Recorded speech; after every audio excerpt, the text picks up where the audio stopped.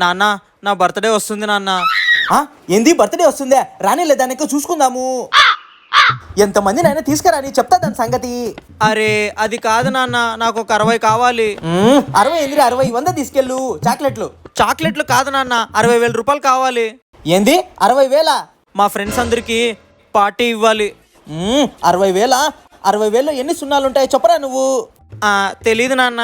గబ్బునా ఎలా ఇస్తాలే, కానీ మన వీధి చివర ఒక ల్యాండ్ ఉంది కదా, దాన్ని అమ్మి పెట్టు, అప్పుడు ఇస్తే 60,000. 10x10 ఉంటది నాన్న ల్యాండ్. అది మన ఇంట్లో ఉన్న సోఫా కూడా పట్టదు నాన్న ఆ ల్యాండ్ లో. ఆ తొక్కలో ల్యాండ్ ని తరతరాలుగా అమ్మాలని చూస్తున్నారు. నీకు తాతకే అమ్మే కావట్లేదు. ఇంకా నా వల్ల ఏమవుతుంది నాన్న, నేను అమ్మలేను. చిన్నప్పటి నుంచి ఎన్ని చేశాన్రా నీకు, ఒక ల్యాండ్ అమ్మలేవా?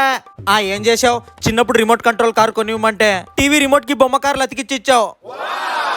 నువ్వు నాకు డబ్బులు ఇచ్చేటట్టు లేవులే నాన్న, నేను పోతున్నా. పోరా పో, ఏడికి పోతావు? పో, మళ్ళీ ఇంటికి వస్తావుగా. నాన్న నాకు ఒక 1000 రూపాయలు కావాలి నాన్న. రేపు నుంచి కాలేజ్ స్టార్ట్ అవుతుంది, బుక్కులు కొనుక్కోవాలి. ఏంది 1000 రూపాయలా? మా కాలంలో 20 రూపాయలకి క్లాస్ మొత్తంకి బుక్కులు వచ్చేవి. అది మీ కాలంలో కదా నాన్న. సరే పోనీలే, ఒక 500 ఇవ్వు, కనీసం కాలేజ్ బ్యాగ్ కొనుక్కుంటాను. ఈయనంటి మాట ఎత్తితే పైనకి చూస్తున్నాడు. 500 రూపాయలా?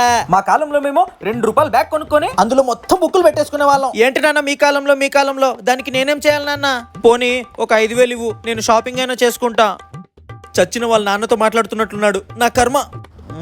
ఏందిరా గబ్బునా ఎలా? 5,000 రూపాయలు కావాలనా?